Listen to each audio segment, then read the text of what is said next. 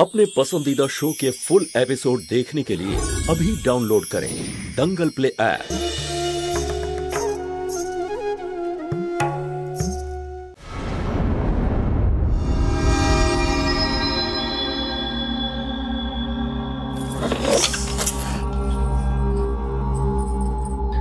দাদা দাদা মনে হয় ব্রজ সব রিপোর্ট সাথে নিয়ে গেছে, নয়তো সব ডক্টরের কাছেই হয়তো আছে। উনি আসতেই আমি জিজ্ঞেস করে নেব। ঠিক আছে, মনে করে জিজ্ঞেস করিস। একবার এই কাজটা হয়ে গেলে না, আমি একেবারে শিওর সব ঠিক হয়ে যাবে।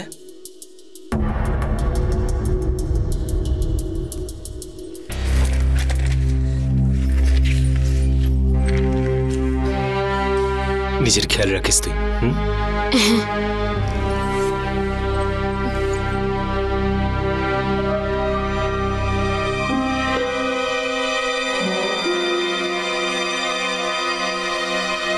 দীপু, আমার সন্দেহ কিন্তু বেড়েই চলেছে।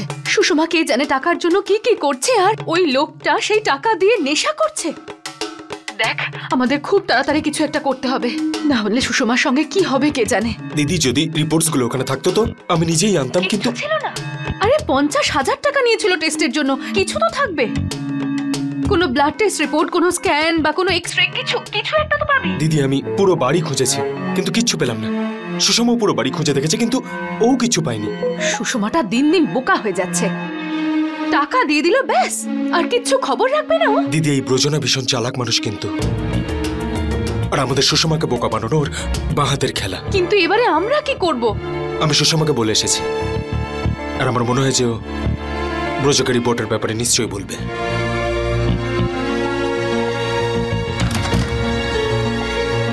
কি এগুলো?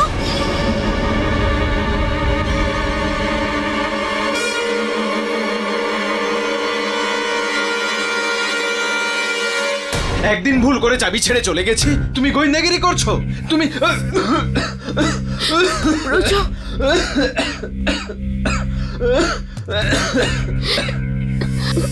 দম বেরিয়ে যাচ্ছে আমার। I am sorry Braj. আমি তোমায় সন্দেহ করছিলাম না, আমি তোমায় বোঝানোর চেষ্টা করছিলাম যে এই অবস্থায় ড্রিঙ্ক করা তোমার শরীরের জন্য খুব খারাপ। কি তুমি আমার সম্বন্ধে এই সব ভাবছো? না, কিছু তো তুমি ভেবেছো সুষমা। আমার কি মাথা খারাপ নাকি যে এই অবস্থায় ড্রিঙ্ক করে নিজেকে শেষ করে দেব? হ্যাঁ, আমি ড্রিঙ্ক করতাম কখনো কখনো। বিয়ের আগে বন্ধু বান্ধবদের সাথে ড্রিঙ্ক করতাম, আর সেই দিন থেকেই এগুলো এখানে রয়েছে।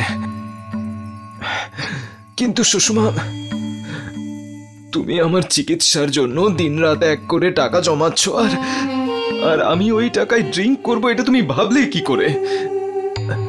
আজ তুমি আমায় খুব খুব কষ্ট দিলে সুষমা। না ব্রজ, আমায় ক্ষমা করে দাও।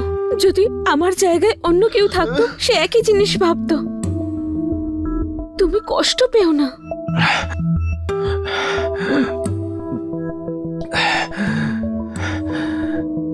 ঠিক আছে সুষমা,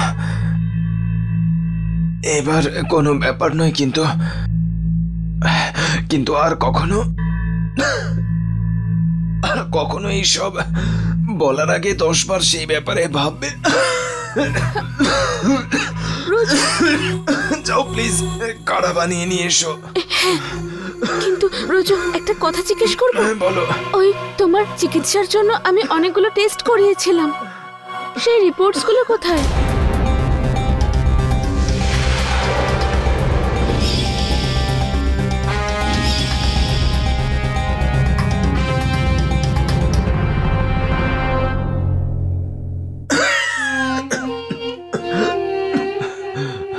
আমার টেস্ট রিপোর্ট তুমি নিয়ে কি করবে? ওই আজ দীপু দাদা এসেছিল। দাদা ওর বন্ধুর সাথে তোমার ব্যাপারে কথা বলেছে। খুব বড় লোক সেই বন্ধু, আর সে তার কাকার সাথে কথা বলেছে যে কিনা অনেক বড় ডক্টর। আর উনিও তোমার চিকিৎসা করার জন্য রাজি হয়েছেন, আর তাও কোনো রকম চার্জেস ছাড়া। হে ভগবান, আবার নতুন কি সমস্যা এলো? কিছু কিছু বললে তুমি? থামো সুষমা, অনেক হয়েছে এসব। তোমার কি আমাকে ভিখারি মনে হয়? তোমার মনে হয় যে আমার কোনো সেলফ রেসপেক্ট নেই? আরে তুমি তোমার দিদির টাকা ওর মুখে ছুঁড়ে ফেলে দিয়েছিলে, আর তোমার মনে হয় যে আমি ফ্রিতে অন্য কারোর কাছে আমার চিকিৎসা করাবো?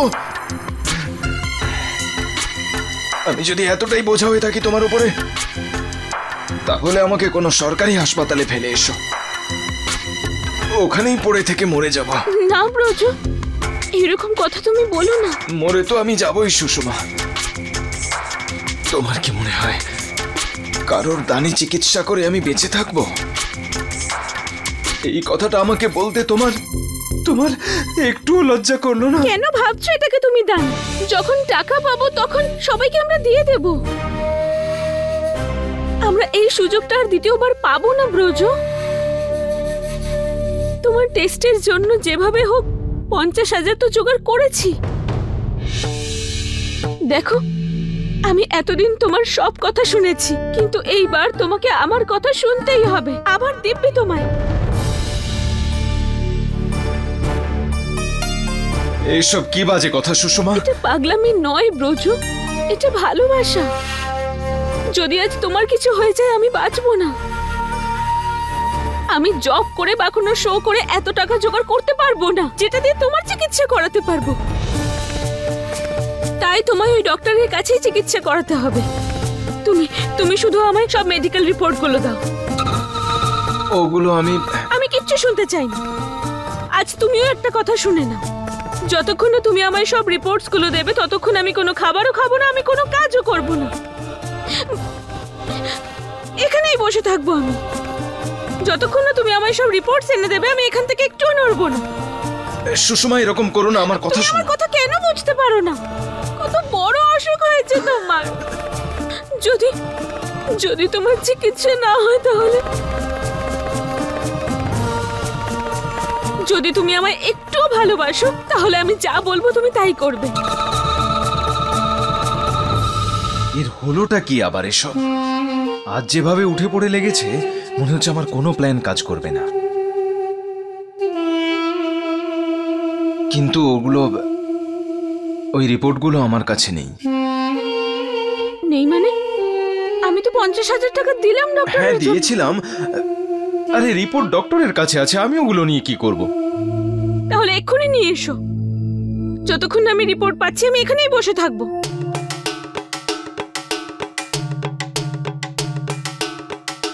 ঠিক আছে, তুমি এতই জেদ করছো যখন আমি যাচ্ছি।